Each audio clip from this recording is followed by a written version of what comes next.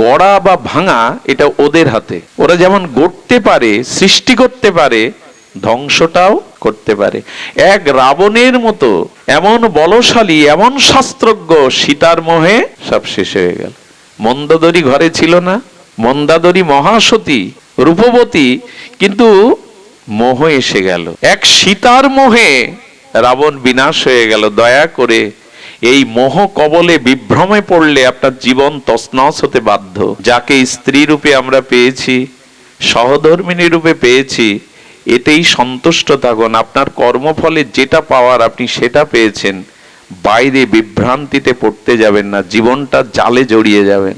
একটা কথা বলি, একটি শান্ত এবং সুশ্রী, সুচরিতা, সচ্চরিত্রা নারী একটা পৃথিবীকে স্বর্গে রূপ দিতে পারে, কিন্তু তদ বিপরীতে কোনো মোহগ্রস্ত নারী একটা পৃথিবীকেই ধ্বংস করতে পারে। গড়া বা ভাঙা এটা ওদের হাতে। ওরা যেমন গড়তে পারে, সৃষ্টি করতে পারে, ধ্বংসটাও করতে পারে। এক রাবণের মতো এমন বলশালী, এমন শাস্ত্রজ্ঞ, সীতার মোহে সব শেষ হয়ে গেল। মন্দোদরী ঘরে ছিল না, মন্দাদরী মহাসতী, রূপবতী, কিন্তু মোহ এসে গেল।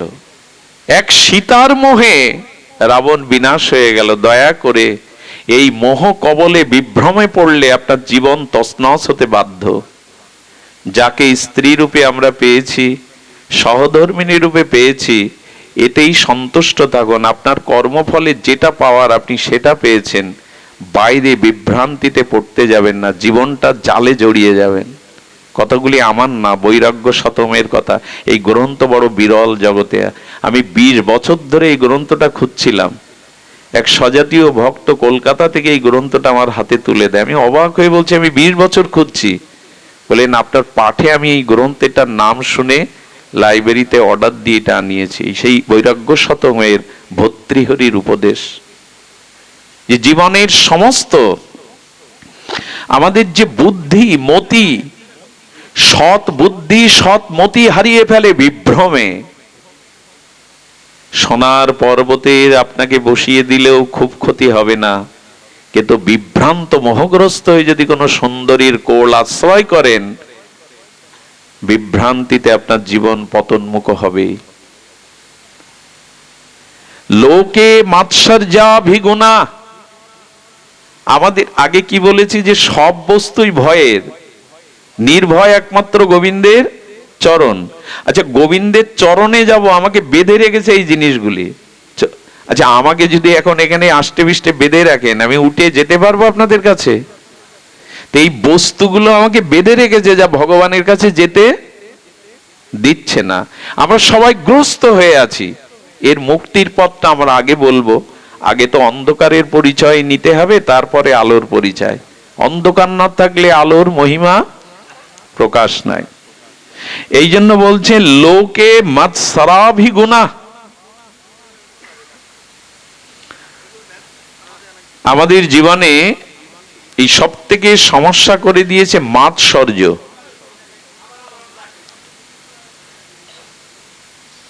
হৃদয়ে যেটুকু শান্তি অবশিষ্ট ছিল, এদিকে ধ্যান দিন, যে যা পারে করুক। আমাদের মনে যতটুকু শান্তি এখনো ছিল, এটা পুড়িয়ে ছারকার করে দিয়েছে মাৎসর্য। মাৎসর্য মানে অন্যের কোনো উৎকর্ষতা দেখে, উন্নতি দেখে, অন্যের কোনো কল্যাণ শ্রী দেখে আমাদের হৃদয়ে জ্বালা হওয়া। এই যে পরগুণ উৎকর্ষে আমার হৃদয়ে জ্বালা হওয়া, এটাই মানুষের অবশিষ্ট যেটুকু শান্তি এখনো বাকি আছে, এগুলো জ্বলে পুড়ে শেষ করে দিচ্ছে। ওর কেন হবে রে? এক ব্যক্তি মন্দিরে গিয়ে বলছে, ঠাকুর এটা দেব, সেটা দেব, পূজা দেব, আমার ছেলের চাকরিটা যেন হয়। কয়েকদিন ধরে সেই প্রার্থনা করে চলেছে। যখন চাকরির সংবাদ বার্তা রেজাল্ট এলো, দেখলো তার পাশের বাড়ির এক ছেলের চাকরি হয়েছে, তার হয়নি।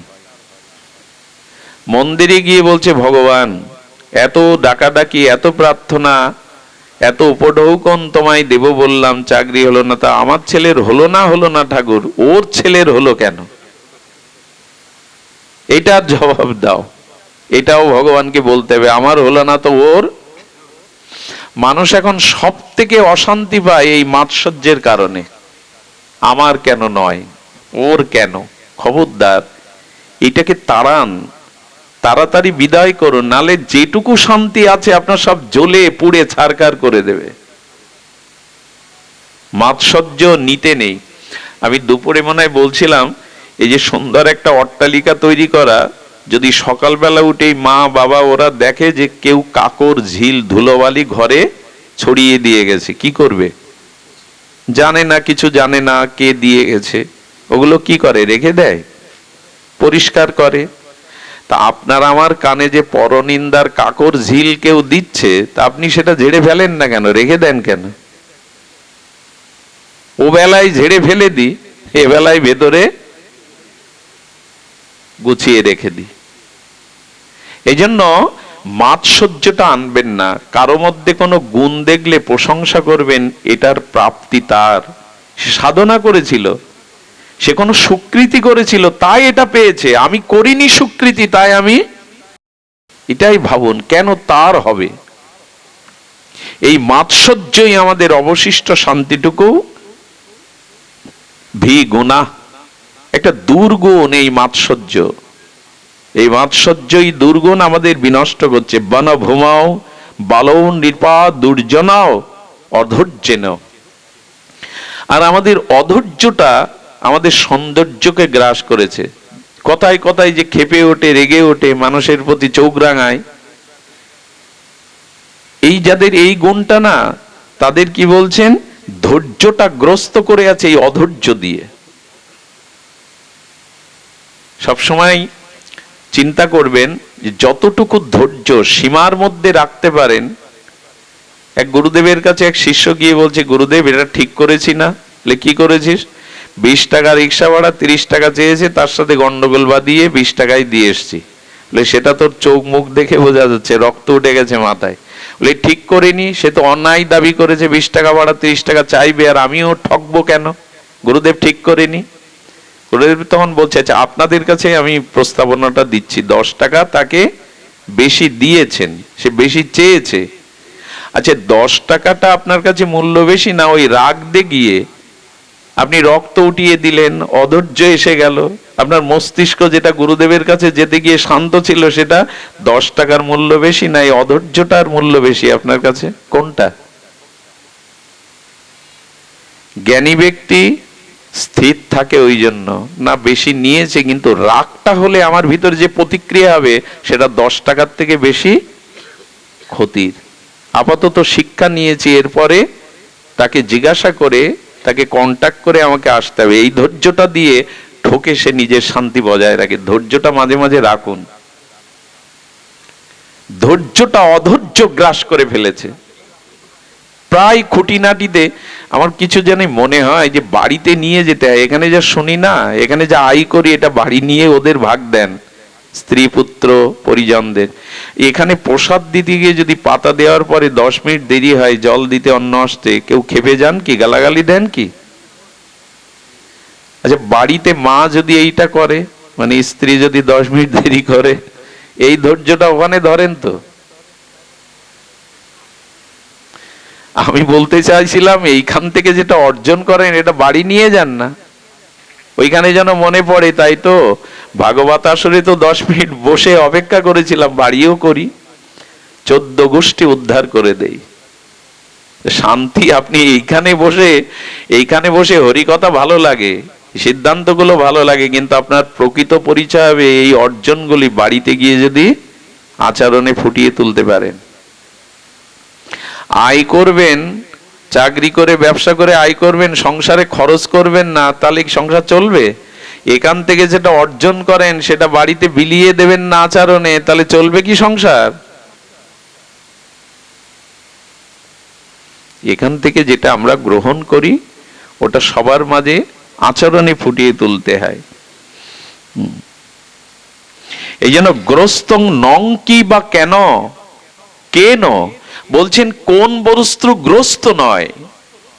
বলেন একটি বস্তু কেবল গ্রস্ত নয়, সেটা হলো ভগবত ভজন। ভগবত ভজনের দ্বারা অন্য সমস্ত গ্রন্থি কেটে যায়। আর জগতে যত বস্তু সব অন্য বস্তুর দ্বারা গ্রস্ত। যত ভজন করবেন, যেই ভগবত ভজনে পড়ে সব বন্ধনগুলো, এই গ্রন্থিগুলো কেটে যাবে। একটা প্রমাণ দেই, এই যে অবগুণগুলো আমাদের বাদে, এখানে এই অবগুণগুলো কাউকে গ্রাস করছে? অন্যের প্রতি হিংসা, মাৎসর্য, অশান্তি, এগুলো এখানে গ্রাস করছে না।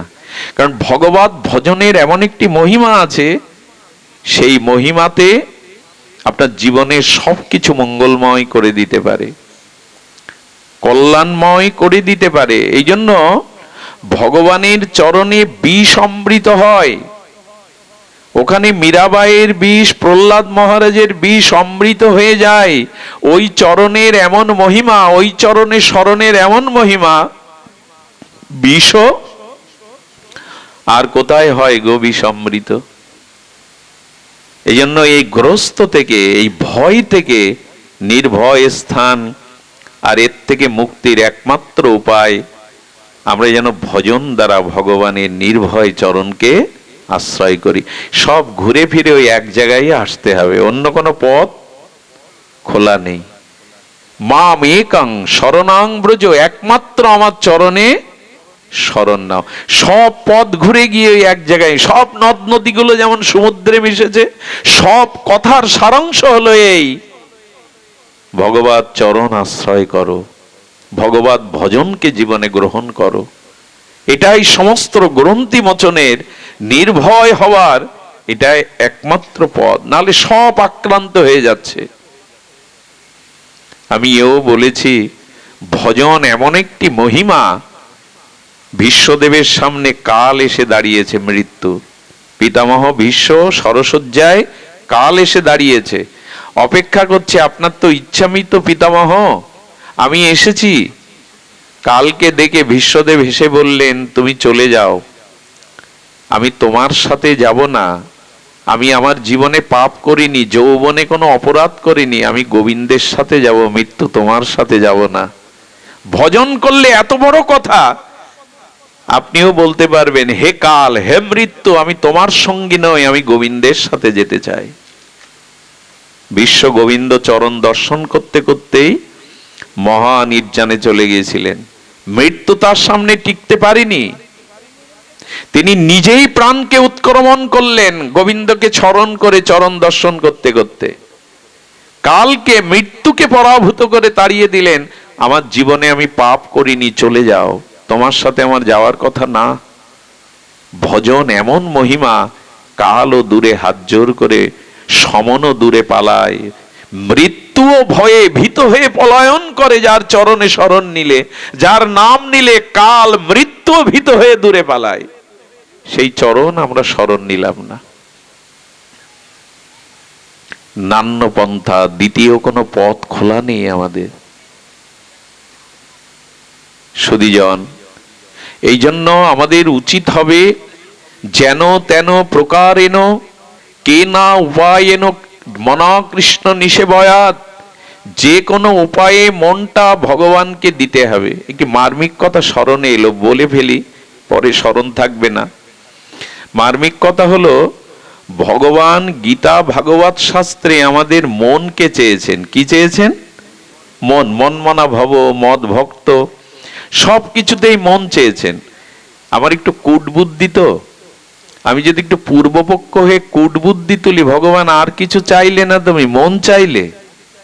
আচ্ছা, এই যে কাপড়টাই, বস্ত্রটা, এটা শুদ্ধ না, পবিত্র না? গোবিন্দ যদি একটা কাপড় চাইতেন, আমি নূতন কোনো শুভ্র সূচি কাপড় তাকে দিতে পারতাম, যাতে কোনো ময়লা নাই।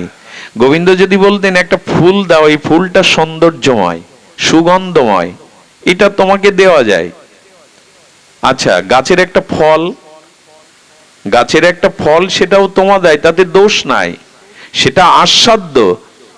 কিন্তু ভগবান এমন একটা জিনিস চাইলো, যার থেকে অশুদ্ধ জিনিস আর। এখানে বলতে পারবেন কেউ বুকে হাত দিয়ে যে আমার মন 16 আনা শুদ্ধ? বরঞ্চ শুনে রাখুন, আমার মনের খবরটা আপনাদের বলি।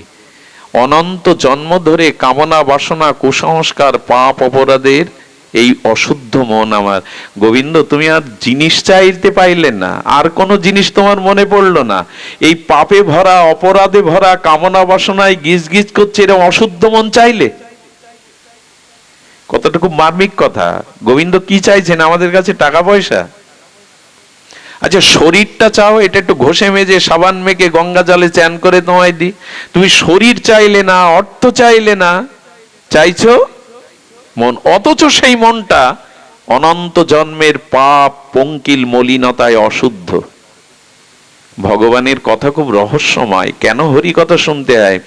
গোবিন্দ বললেন, আমি জানি তোমার মন বিষয়মুখী, আমি জানি তোমার মন, তোমার চিত্ত অনন্ত জন্মের কুসংস্কার পাপে অপরাধে ভরা। এই জন্য তোই চাইছি আমি তোমার। কারণ আমার চরণে যদি মনটা দিতে পারো, তবে আমি বলতে পারি ওই মন আর অশুদ্ধ থাকবে না, ওই মন চিরশুদ্ধ হয়ে যাবে। ওই মন তখনই শুদ্ধ হবে যদি আমাকে দিতে পারো। আচ্ছা, সোনা খাঁটি হয় কিসে দিলে? সুবর্ণ হেম সোনা খাঁটি হয় কিসে দিলে? বারবার আগুনে পোড়ালে। ভগবান বলছেন, ধাতু সোনা যদি খাঁটি হয় আগুনে পোড়ালে আগুনের গুণ আছে। কয়লার কালত্ব যদি আগুনে কয়লা দিলে ঘুচে যায়, তেমন আমার চরণের একটা মহিমা আছে। ওই অশুদ্ধ মনটা একবার আমায় দাও, আমি শুদ্ধ করে পবিত্র করে দেব, ওই মনটা নির্মল করে দেব।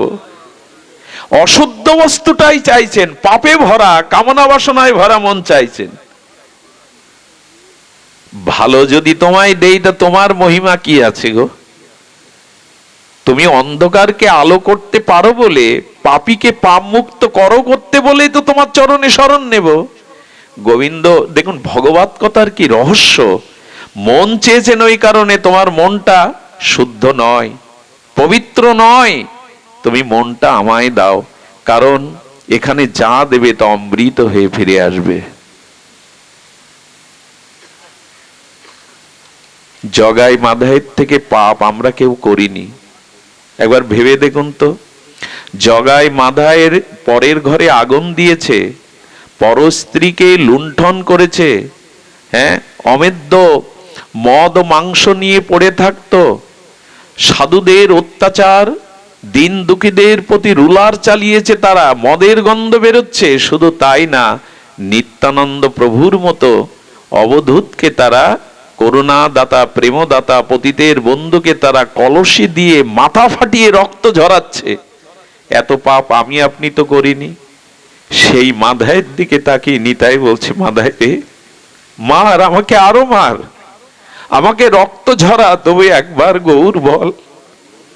এত প্রেম নিয়ে আমাদের জন্য আসছেন, এত অশুদ্ধ যে, এত স্খলিত চরিত্র যে, মেরেছিস মার, কিন্তু একবার গৌর বল। সেই নিতাইয়ের যুগে, মহাপ্রভুর যুগে যদি আমাদের আশ্রয় না নেই, আমরা যাব কোথায়? আমাদের আর জায়গা কোথায়? এই নিতাই চাঁদের মহিমা শুনুন। এই নিতাই হলো আমাদের বলদেব। বলদেব কুরুক্ষেত্রের যুদ্ধে, এই যুদ্ধ দেখবে না বলে, কোনো পক্ষ নেবে না বলে বলদেব চলে গিয়েছিলেন। গিয়ে দেখছেন লোমহর্ষণ ঋষি ভাগবত পাঠ করছে। লোমহর্ষণ ঋষি, যার পুত্র সুত, সেই লোমহর্ষণ ব্যাসপীঠে যখন পাঠ করছেন, তখন ভগবান বলদেব বলরাম এসে উপস্থিত।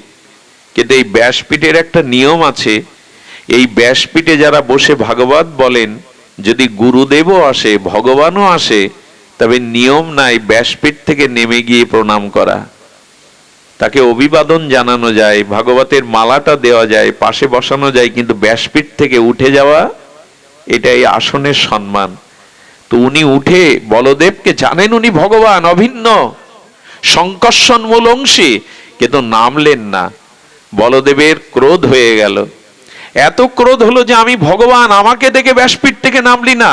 একটা তৃণ ঘাস তুলে ছুড়ে দিলেন, মাথাটা কেটে পড়ে গেল ওই ব্যাসপীঠ থেকে লোমাসনে।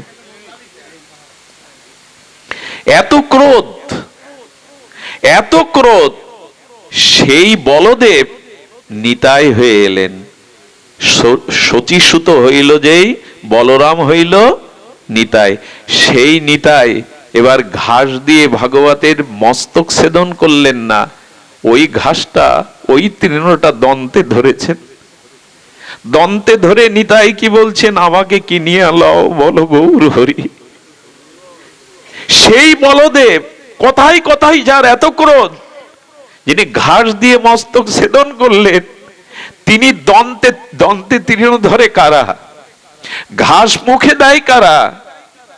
আজ বলদেব নিত্যানন্দ সংকর্ষণ অংশী, তিনি নিতাই চাঁদ হয়ে দন্তে তৃণ ধরে নগরে নগরে বলছেন, আমাকে কিনে লও বলো গৌর হরি। এই পাবন অবতারে যদি বাদ পড়ে যায়, আমাদের আর গতি কোথায় বলতে পারেন? এই নিতাই চৈতন্যের এত করুণা ধারায় যদি ভিজতে না পারি, এই আশ্রয় না নিতে পারি, আমাদের আর গতি কোথায়?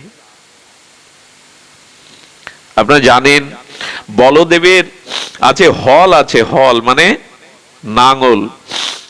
এই নাঙল দিয়ে মাঝে মাঝে হস্তিনাপুর উড়িয়ে উনি ভারত মহাসাগরে ফেলে দিতে চাইতেন, এত ক্রোধ বলদেবের। লক্ষণের তো কথায় কথায় ক্রোধ। ভগবান পরশুরামের সাথে প্রায় যুদ্ধ বাঁধিয়েছিলেন লক্ষণ। সেই লক্ষণ, সেই বলদেব এবার নাঙল আনলেন না। নাঙলটা আছে বলদেবের, ওটা যায় না। তো যদি বলি নিত্যানন্দ প্রভু, তুমি বলদেব প্রভু নাঙ্গলটা কোথায় লোকালে? বলেন, আমি নাঙল এবার এনেছি, তবে তোমাদের হৃদয় ভূমিতে চাষ করার জন্য। নাঙল দিয়ে কি করায়? অনেক পতির জমিতে নাঙল দিয়ে ভূমি উর্বর করে শস্য বপন করে ফসল ফলিয়ে অভাব দূর করায়। নিতাই বলছে, আমি করুণা প্রেম দিয়ে চাষ দিয়ে তোমার এই অপতিত হৃদয়টাকে প্রেম ভক্তির, গৌর প্রেম, ব্রজ প্রেমের ফসল ফলিয়ে তোমাকে আমি প্রেম দান করব। এই করুণার যুগে আমরা বাদ পড়ে যাচ্ছি। বলতে পারেন আমাদের গতি কি হবে?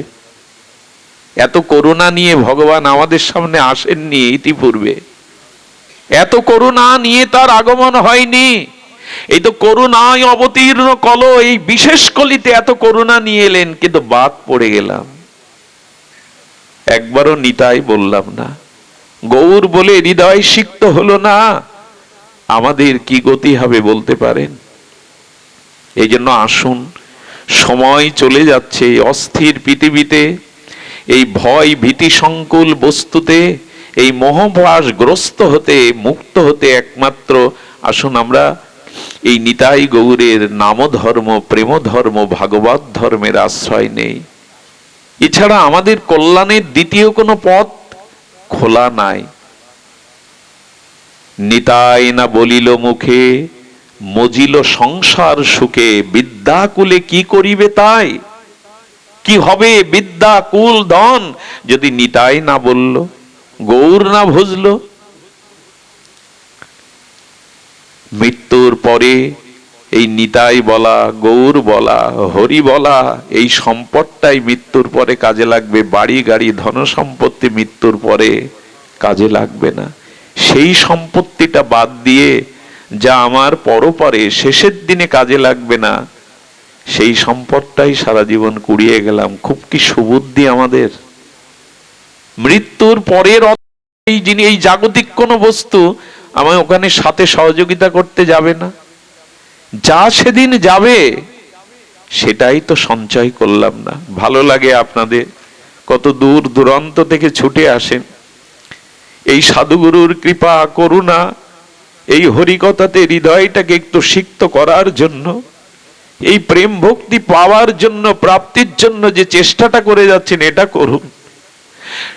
যদি আমি অসুস্থ হয়ে বাড়িতে বার্ধক্য দশায় জরাগ্রস্ত হয়ে মুমূর্ষ হয়ে পড়ে থাকি, সেই অবস্থায় যদি আজকের এই অনুষ্ঠানের স্মৃতি মনে ওঠে, সেদিন এমন ভক্তদের মুখগুলো মনে পড়ে, এই স্মৃতিটাই সেদিন আপনাকে গোবিন্দর কথা মনে করিয়ে দেবে, পরকালের একটা পদ রচনা করে দেবে। মনে তো পড়তে পারে সেই কবে কোন দিন এমনি করে সাধুসঙ্গ করেছিলাম, এমনি করে হরি কথা শ্রবণ করেছিলাম। ওই স্মৃতিটাই, ভগবত স্মৃতিটাই ওই দিনে আপনার হৃদয়ে প্রেম এনে দেবে, কল্যাণ এনে দেবে। শাস্ত্র বলছেন, কারো চিতার দিকেও যদি কোনো শুদ্ধ গোবিন্দ ভক্ত তাকায়, সুদৃষ্টি দেয়, তার আত্মার সদ্গতি হয়। কারো চিতার দিকে যদি কোনো শুদ্ধ ভক্ত তাকিয়ে দেয়, তার আত্মার একটা সদ্গতি হয়। এজন্য সময় বড় কম, আমাদের সময় বড় স্বল্প। আপনারা এই চৈতন্য নিতায়ের করুণা থেকে কেউ বাদ যাবেন না, কেউ বাদ যাবেন না। একটা ভক্ত চরিত্র বলি, এটা নূতনিক ভক্ত চরিত্র, অনুভূতির বিষয়। আজকের পরিবেশটা বড় শান্ত, এই জন্য হয়তো এই চরিত্র কথাটি আসছে। শ্রী বৃন্দাবলীজি, ইনি ছিলেন বলি রাজার সহধর্মিনী। বৃন্দাবলী, এই বৃন্দাবলীজি একটা অদ্ভুত চরিত্র। সে চরিত্র বড় মহিমান্বিত। এই বৃন্দাবলীজির মতো স্ত্রী জগতে দেখা যায় না।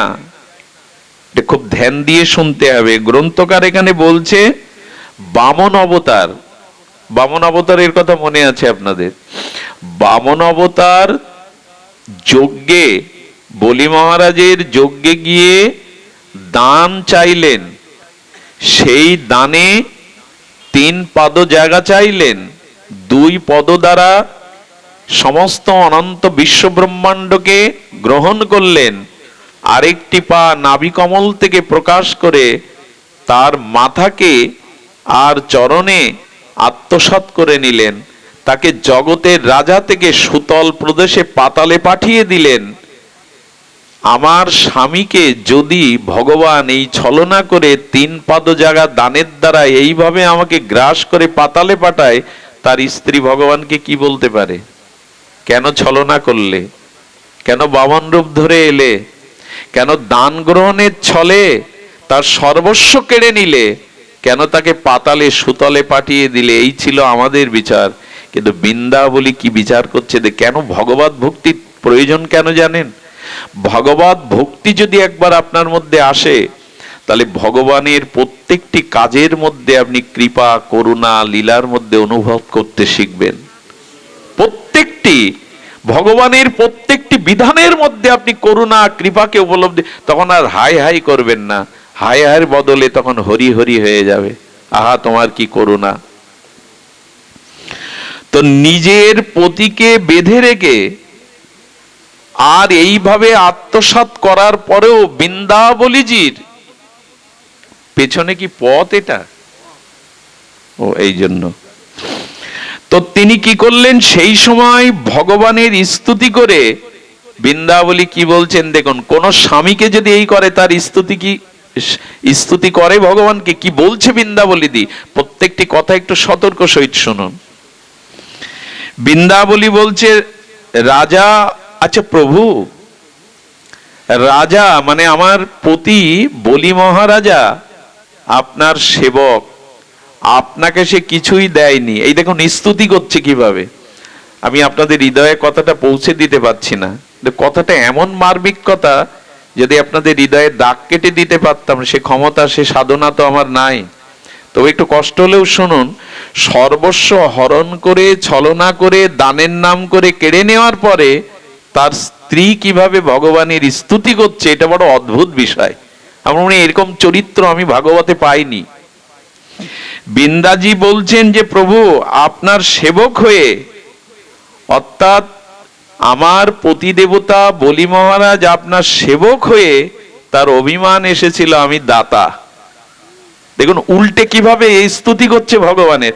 আমরা হলে কি বলতাম? তুমি ভগবান রূপে এসে ছলনা করে সব কেড়ে নিন। উল্টে বলছেন আমার স্বামী তোমার সেবক, তোমার দাস, আর তোমার দাস হয়ে এসে প্রভুর অভিমানে তোমাকে দান দিল, এটা তার অন্যায়। ভাবনাটা একবার ভেবেছেন?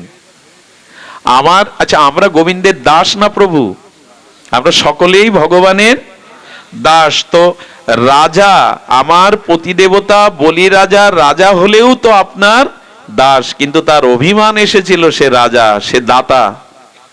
আচ্ছা, কি দিল আপনাকে ভগবান? এই অনন্ত বিশ্ব ব্রহ্মাণ্ডের অনুপরমাণু সবই তো তোমার। সে তোমাকে কি দিল? তোমারই বস্তু তোমাকে দিল, তাতে তার এত অভিমান কেন দানের? এরকম করে ভাবা যায়? একবার কথাটি, আমি কথাটা পড়ার পরে না মাথা ঘুরছিল।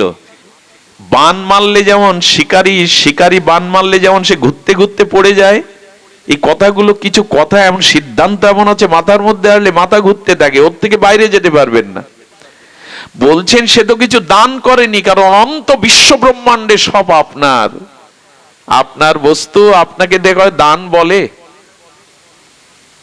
বৃন্দাবলী এই কথা বলছেন, প্রভু আমি বড় দানি, এই অভিমান বরঞ্চ আমার স্বামীর এসেছিল, সেই অভিমান তুমি ভঙ্গ করে দিলে, কারণ অভিমানটাই ভক্তির পথে বাধা, সেটা তুমি দূর করে দিলে করুণা করে। সব কেড়ে নেওয়ার পরে কারো সহধর্মী এরকম ভক্ত না হলে বলা যায়, এভাবে ভাবা যায় যে সে সেবক হয়ে রাজা হয়ে বসেছিল, আর তোমাকে দান করার অভিমান তার এসেছিল, কিন্তু যার বস্তু তাকে দেওয়া দান বলে না, কিন্তু তার অভিমান এসেছিল। সেই অভিমানের বশবর্তী হয়ে আমি দানি, এই অভিমানকে তুমি ভেঙে দিয়েছো প্রভু। অনন্ত কোটি ব্রহ্মাণ্ডের স্বামী তুমি, মালিক তুমি, প্রভু তুমি, ভর্তা তুমি, তবু সে নিজেকে স্বামী বলে রাজা বলে অভিমান করেছিল। আর ভিক্ষুক হয়ে আজ তোমার বস্তু তোমাকে দান দিয়ে দাতা সেজেছে, ক্ষমা করে দাও। কি অনুভূতি, ক্ষমা করে দাও। এভাবে ভাবলে কারো আর দুঃখ থাকে গো? এই জন্য জীবনে যে কষ্ট দুঃখ যায় আসুক, এটা ভগবানের কৃপা মনে যদি করতে পারেন, তাহলে দুঃখ আর আপনাকে স্পর্শ, যন্ত্রণা আর আপনাকে যন্ত্রণা কাতর করবে না। এতে আপনার বড় অপমান হয়েছে প্রভু, সেবক হয়ে রাজা সেজেছে, তোমার বস্তু তোমাকে দিয়ে দানি হয়েছে, এতে বড় অপরাধ হয়েছে, ক্ষমা করে দাও প্রভু। আহা, ক্ষমা করে দাও। তোমার বস্তু তোমাকে দিয়ে সে দাতা সেজেছে, এটা আপনার বড় অপমান হয়েছে। কৃপা করে করুণা করে তুমি তার দম্ভকে চূর্ণ করে দাও, দম্ভকে তুমি চূর্ণ করে দাও। মা ওখানে কথা বলো না, বারান্দায় কথা বলো না, চূর্ণ করে দাও। প্রভু তোমার এই করুণা, তোমার এই দানে আমি শত সহস্র গুণ পরম আনন্দ পেয়েছি। সব হারিয়ে কথা কারা বলতে পারে মা? বাবার একটু ধ্যান দিয়ে শুনুন, সব হারিয়ে বলছে প্রভু, আহা প্রভু করুণা করে তুমি আমাদের আশ্রয় দিয়ে আমাদের ধন্য করেছো। রাজা বলির এই মহিমাকে বৃন্দাবলীজি অপূর্বভাবে ব্যাখ্যা করছেন। পতিকে অত্যন্ত অভিমান করে বেঁধে রাখলেন, নরকে পাঠালেন, এটা উচিত ছিল, কিন্তু আপনি করুণা করে তার দুয়ারে দাঁড়ি হয়ে গেলেন। আপনার বস্তু আপনাকে দিয়ে সেবক হয়ে দাতা অভিমানে গোবিন্দ কি করেছিলেন জানেন? সুতল রাজ্যে বলিরাজের দাঁড়ি হয়ে দাঁড়িয়েছিলেন। সর্বস্ব দিলে আমায়, সব দিয়ে দিলে, তবে যে সব আমাকে দেয় আমি তার দাস হয়ে যাই, আমি তার দাস হয়ে যাই। বৃন্দাবলী কোনো দোষ দেখছেন না, ভগবান দাস হয়ে গেলেন। এমন করুণা আর কারো জগতে আছে গো? সবাই তো আমাকে দাস বানাতে চায়, আর গোবিন্দ বললেন যে আমার দাস হয় আমি তার দাস হতে চাই। ভক্ত মেরা মুকুট মণি, মেয়ে ভক্ত কা দাস হু। এই জগতে কোনো মহাজন চায় না তার দাস কর্মচারী তার থেকে বড় হোক। হ্যাঁ, বাড়ি গাড়ি করে দিতে পারে, কিন্তু তার থেকে বড় হোক চায় না। আর গোবিন্দ বললেন যে আমার চরণে শরণ নেয়, আমি তাকে মাথার মুকুট করে আমি তার দাস হয়ে থাকি। এটা প্রমাণ করে বলছেন, বলিরাজের দুয়ারে তিনি দাঁড়ি হয়ে দাঁড়িয়েছেন। প্রভু আপনি জগতে লীলা করবার জন্য, ক্রিয়া করবার জন্য জগৎ সৃষ্টি করেছেন, সবই আপনার লীলা, কিন্তু আমরা আপনার লীলাকে বুঝতে পারি না। আমরা মোহিত হয়ে যাই মায়ার দ্বারা। আমরা মিথ্যা কর্তৃত্ব অভিমান, আমি কর্তা, এই অভিমানে আমরা নষ্ট হয়ে যাই। সেই অভিমান দূর করে তুমি এ দাসকে কৃপা করতে এসেছো। সর্বস্ব কেড়ে নিলে যিনি এটা বলতে পারেন, এটাই ভক্ত চরিত্র, এটাই ভক্তের মহিমা। সুধীবৃন্দ, দ্রৌপদীর 5 পুত্রের মাথা যে কাটলো রাতের অন্ধকারে ঘুমন্ত সন্তানদের, তার মাথা কাটার সময় যখন এলো, দ্রৌপদী অর্জুনকে বলছে, কৃষ্ণকে বলছেন, না আমার কোল হারিয়েছে, আমি সন্তান হারায় যে ব্যথার অশ্রু ফেলছে, আমি চাই না আমার কারণে অন্য কোনো মায়ের কোল খালি হোক। এটা কারা ভাবতে পারে? দ্রৌপদীর মতো ভগবানের প্রিয় ভক্তরাই এই কথা ভাবতে পারে। আমার মনে হয় কি জানেন, আমার মনে হয় দুঃখটাও সুখে রূপ নেয় যদি ভজন থাকে সাথে, ভগবত ভক্তি সাথে থাকে, দুঃখটাও সুখে রূপ নেয়, বিষ অমৃত রূপ নেয়। আর এই ছাড়া বর্তমান সময়ে ভালো থাকার, শান্তিতে থাকার অন্য কোনো উপায় নাই। এই দেখুন তার প্রমাণ। সব নিয়ে নিলে তিনি বলছে বৃন্দাবনে বলে প্রচুর ক্রিয়া করার জন্য জগৎ সৃষ্টি করেছেন, সবই আপনার, তবু সেই লীলার দ্বারা আমাদেরকে আপনি ধন্যাতি ধন্য করছেন। মায়ায় মোহিত হয়ে নির্লজ্জ হয়ে আমরা নিজেকে অভিমান করি আমি কর্তা, কিন্তু আপনি কৃপা করে এমনি করে চরণে আশ্রয় দেন, বলি মহারাজের কীর্তি জগতে তুলে ধরলেন। আমাদের একটা কথা এখানে বলা দরকার, এই কথাটা একটু হৃদয়ে লিখে নেওয়া দরকার। আমি কথাটা বারবার বলি, হৃদয়ে লিখুন। এখানে শ্রী রামানুজাচার্য, ইনি এই পরম আচার্য চতুর্সম্প্রদায়, তিনি একটা কথা বলেছেন, হে নাথ, যা কিছু আমার আমি স্বয়ং সব আপনারই, সবই আপনারই। উনি বলতে বলতে তিনটে বিষয় এখানে বলেছেন। বৃন্দাবলী তিয়াসী না দেখি কহু তিয়া নয় ন, শব্দটি ধ্যান দিন। দুর্লভ বৈষ্ণব রাজা, দুর্লভ বিপ্র বৈষ্ণব, দুর্লভা বৈষ্ণবী নারী অতি দুর্লভ দুর্লভা। শ্লোকটি বড় মূল্যবান। এখানে কি বলছেন, রাজা যদি বৈষ্ণব হয়, কোন দেশের রাজা যদি বৈষ্ণব হয়, তবে তার শাসনের কারণে প্রজারাও ভক্ত বা বৈষ্ণব হয়ে যায়। তবে রাজা শুদ্ধ ভক্ত রাজায় জগতে বড় বিরল। যদি হয় তাহলে জানতে হবে সেটা দুর্লভেরও দুর্লভ, সেটা দুর্লভেরও দুর্লভ। অম্বরীশের মতো রাজা যদি হয়, তাহলে প্রজাদেরকেও তিনি ভক্তিময়। ইনি কোন রাজ্যের রাজা যদি ভক্ত হয়, বৈষ্ণব হয়, তবে সেই দেশের প্রজারাও দলে দলে ভক্ত হয়ে যায়। তাই বলেন দুর্লভ বৈষ্ণব রাজা, দুর্লভ বিপ্র বৈষ্ণব। একটা কথা বলি, ব্রাহ্মণ যদি কখনো বৈষ্ণব হয়, জানবেন তার থেকে শ্রেষ্ঠ আর এই জগতে নাই। কিন্তু কিছু মনে নেবেন না, ব্রাহ্মণ কুলে জন্মানোর পরে আমাদের একটা অভিমান থাকে, আমরা কিছু অপরাধ না নিয়েন, ব্রাহ্মণরা প্রায়শ হরিভক্তি পরায়ণ হতে চায় না। যদি কেউ হয় তবে জানবেন তার থেকে শ্রেষ্ঠ আর কেউ নাই। ব্রাহ্মণ যদি হরিভক্তি পরায়ণ হয়, ব্রাহ্মণ যদি বৈষ্ণব হয়, জগৎকে তরাতে পারেন তিনি। কিন্তু যদি অভিমান নিয়ে বসে থাকে, আমি জাতির শ্রেষ্ঠ, আমি পণ্ডিত, আমি অমুক, আশ্চর্য হতে হয়। কিছু মনে করবেন না, যজমানের বাড়িতে এক গ্লাস জল খায় না পাত্রে, অথচ চার দোকানে সে চা খায়। এদের দিয়ে সমাজে কি হবে বলতে পারেন? যজমানের বাড়িতে একটা নতুন গ্লাসে আমি এই পরের বাড়িতে কিছু, অথচ চার দোকানে তাকে চা খেতে দেখবেন। এটা কি ব্যাখ্যা করবেন? এই জন্য ব্রাহ্মণ হয়েও যদি বৈষ্ণব হয়, ভক্ত হয়, তার থেকে শ্রেষ্ঠ আর এই জগৎ, এটা দুর্লভেরও। এই জন্য সহসা পাওয়া যায় না। যদি পাওয়া যায় তবে তাকে শ্রেষ্ঠত্ব দিবেন, তাকে মান্যতা দিবেন। আরেকটি দুর্লভ আছে, দুর্লভা বৈষ্ণব নারী অতি দুর্লভ দুর্লভা।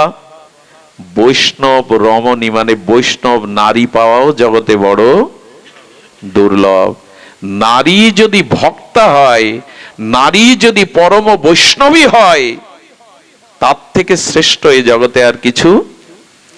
মায়েরাই গড়ে, মায়েরাই ভাঙতে পারে।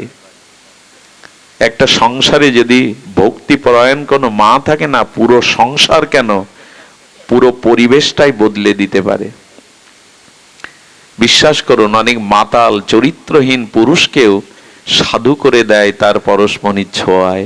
নারী পারে না, যদি সে বৈষ্ণব হয়, সে পারে না এমন কোন কাজ জগতে।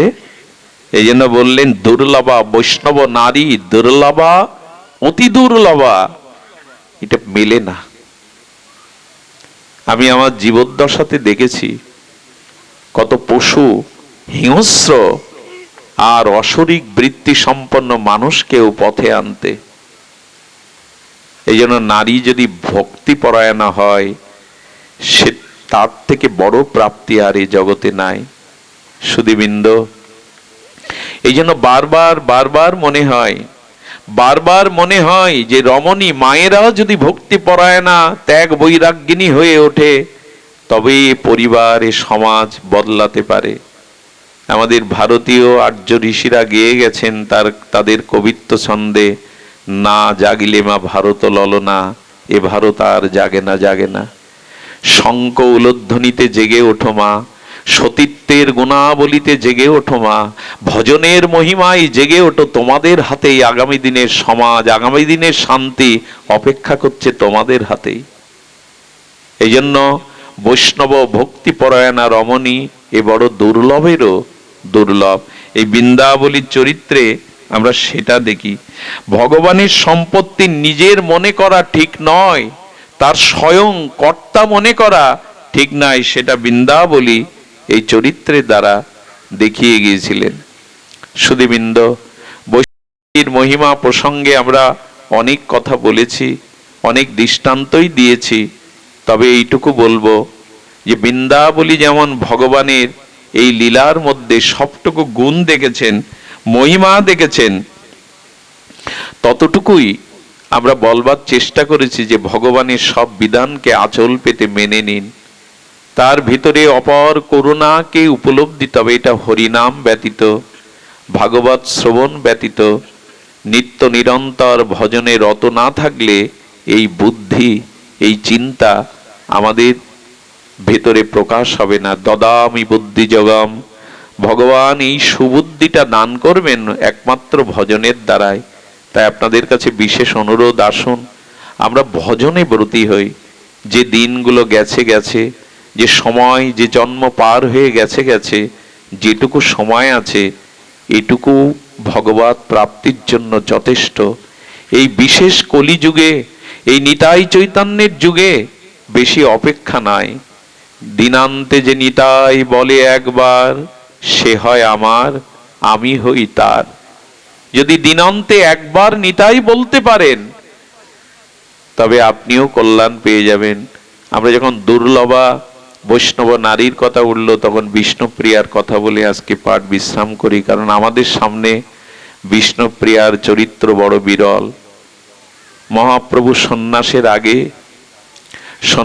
আগে বিষ্ণুপ্রিয়া দেবীর এই ষোড়শী পরমা গুণবতী রূপবতী এই জগৎ লক্ষ্মী বিষ্ণুপ্রিয়াজির চোখ দিয়ে বিন্দু বিন্দু অশ্রু গড়িয়ে পড়ছে, আর বলেছিল, প্রভু আমি শুনছি আকাশে বাতাসে আপনি কি সন্ন্যাস নিয়ে চলে যাবেন, সন্ন্যাস গ্রহণ করবেন। মহাপ্রভু প্রিয়াজির হাত দুটো জড়িয়ে ধরে বলেছিল, প্রিয়া আমি কৃষ্ণ প্রেম দানের জন্য এসেছিলাম, কিন্তু জগৎকে জাগাতে পারলাম না, জগৎকে কৃষ্ণময় কৃষ্ণ প্রেম দান করতে পারলাম না, তাই আমাকে বিদায় দাও। নিজে ত্যাগ বৈরাগ্য অশ্রু সজল নয়নে যদি জীবের দ্বারে যেতে পারি, তবে জীবগুলি জাগবে। মহাপ্রভু সন্ন্যাস নেওয়ার প্রয়োজন ছিল না, তিনি নবদ্বীপের সংকীর্তন পিতা হয়ে জগৎকে প্রেমে ভাসাতে পারতেন। কিন্তু ত্যাগ বৈরাগ্য ছাড়া এই যুগে মুখের কথা কেউ গ্রহণ করবে না। এই জন্য মহাপ্রভু নিজের সন্ন্যাস গ্রহণ করে এই ত্যাগ বৈরাগ্যকে জগতে দেখালেন। যাওয়ার আগে বিষ্ণুপ্রিয়া দেবীকে বলেছিলেন সেই মর্মস্পর্শী কথা, প্রিয়া তুমি বৈষ্ণবদের জননী, আমি যদি বৈষ্ণবদের ভক্তদের পিতা হই, তবে তুমি বৈষ্ণব জননী। তবে শোনো প্রিয়া, যদি কোনো মা মারা যায়, সন্তান প্রসব হতে গিয়ে যদি কোনো জননী মারা যায়, পিতা প্রায়শ সন্তানদের লালন পালন করে মানুষ করতে পারে না।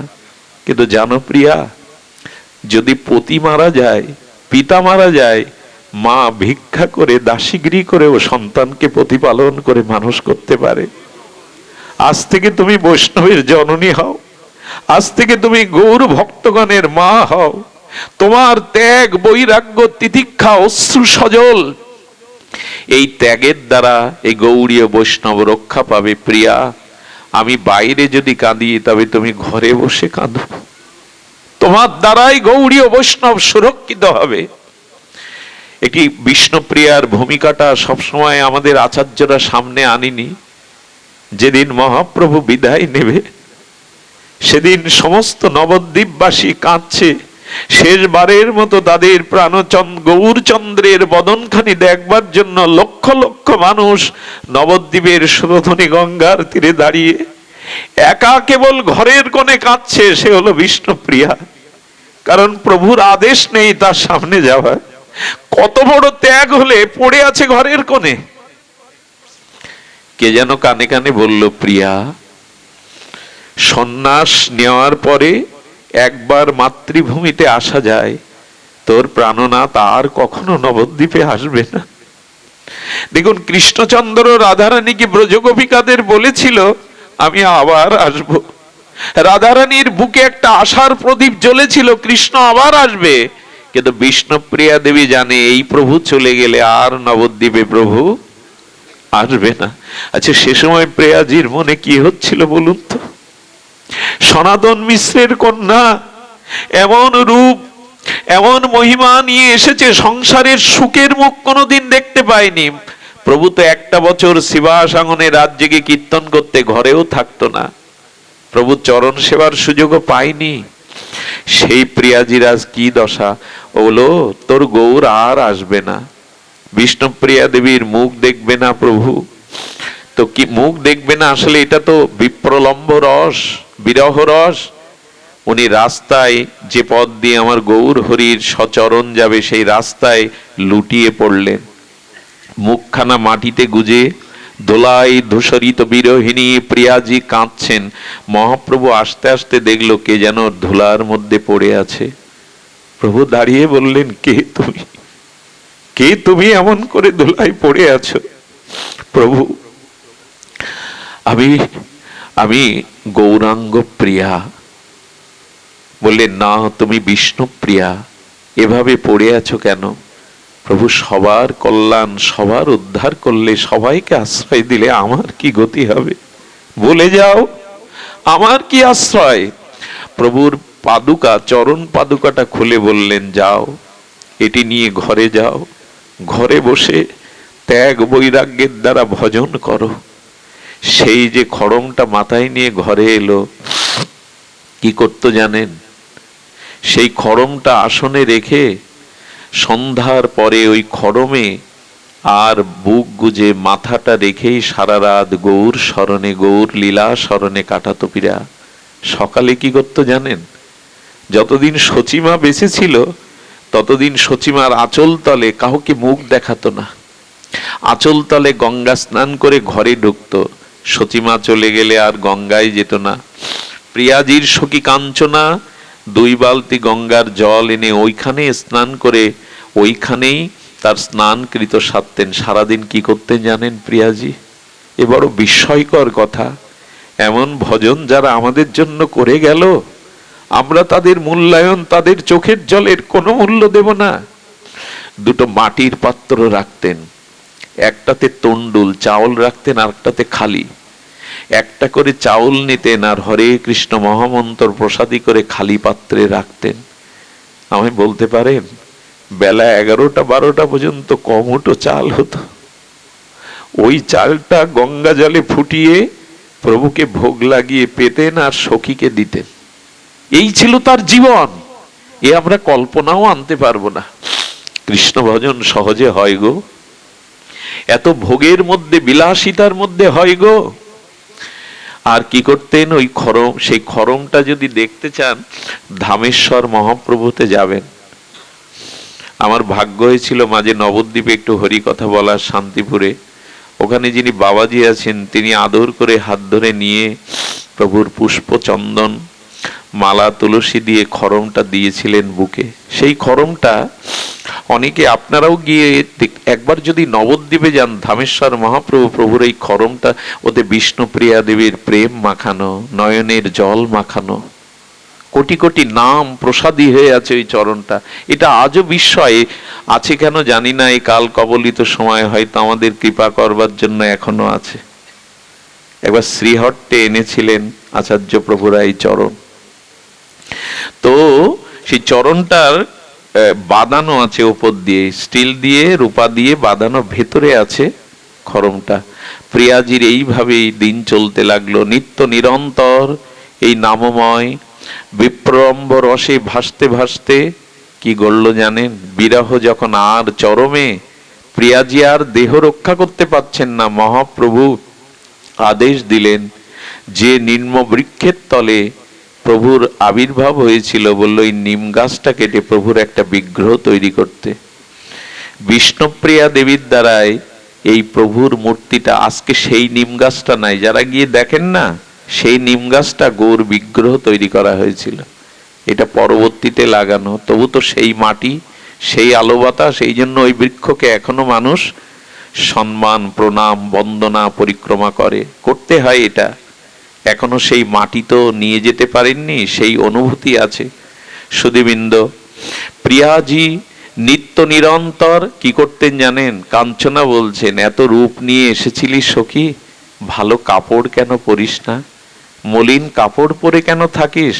বলে, যার প্রভু জীব উদ্ধারের, জীবকে প্রেম দানের জন্য গম্ভীর আর গাম্ভীরার মধ্যে মাথায় বালিশ নেই, পালঙ্ক নেই, শয্যা নেই, পড়ে থাকে, তারই বৈরাগ্য ত্যাগ ব্রত নিয়ে আমার কি শোভা পায় সাজা? মেঝেতে পড়ে থাকতেন, খাটে শয়ন করতেন না, মলিন বস্ত্র পরিধান করতেন। বিপ্রলম্ভ গৌর বিরহ, হাড় কখানা ছিল জ্যোতি যেন চাপা অগ্নির মতো। মহাপ্রভুর ওই বিগ্রহ যেদিন দেখলেন, সাক্ষাৎ গৌর মনে করে, প্রাণ প্রতিষ্ঠা মনে করে জড়িয়ে ধরলেন।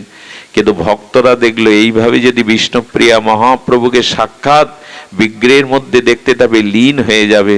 তাই বিষ্ণুপ্রিয়ার ভাইদের কাছে এই বিগ্রহের অর্চনের দায়িত্ব দেয়া হয়েছিল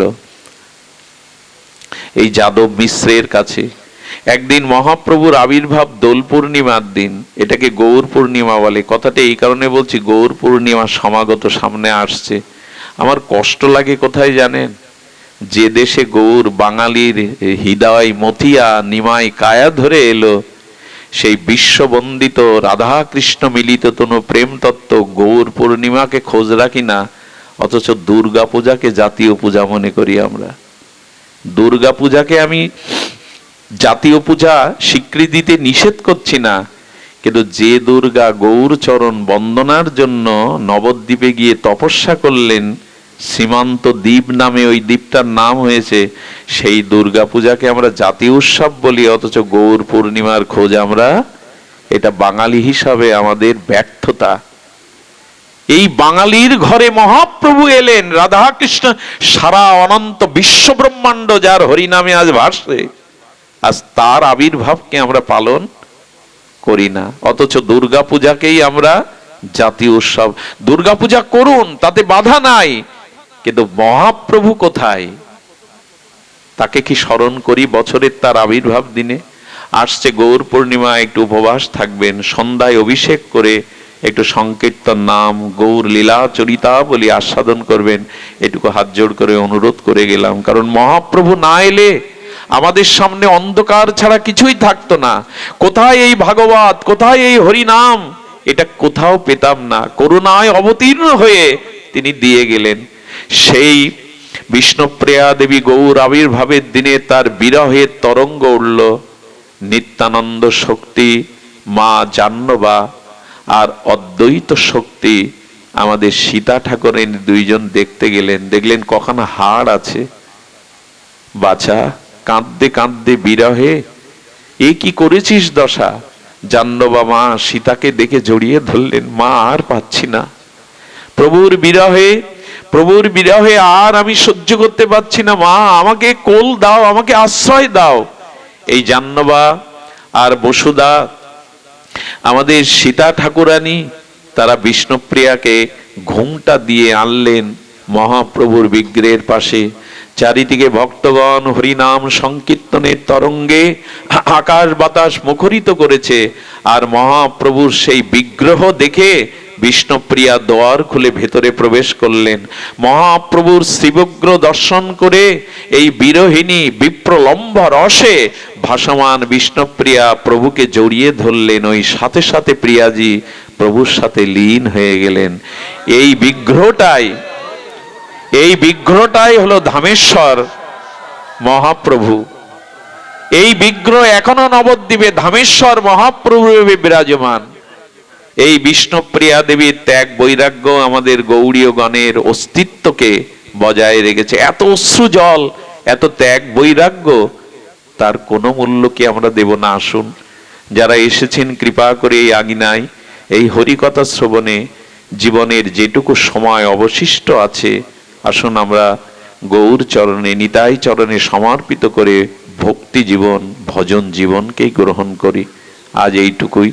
আপনাদের মঙ্গল হোক, সকলের কল্যাণ হোক, গৌর চরণে আমাদের রতিমতি হোক, এই প্রার্থনা করে আজকের হরিকথা বিশ্রাম। মহাপ্রভুর কৃপা হলে আবারও আপনাদের এই আনন্দময় সান্নিধ্যে হরিকথা বলার প্রয়াস রইল।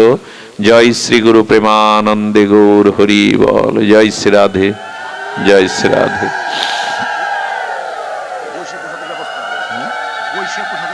সুধীজন, আপনারা বসে প্রসাদ পাবেন। কৃপা করে, করুণা করে, খুব গভীর রাত হয়নি, আপনারা কৃপা করে এখানে একটু বসে প্রসাদ পাবেন। গৃহকর্তার ইচ্ছা অভিলাষ, প্রসাদ নিয়ে তবে ঘরে ফিরবেন। জয় রাধে।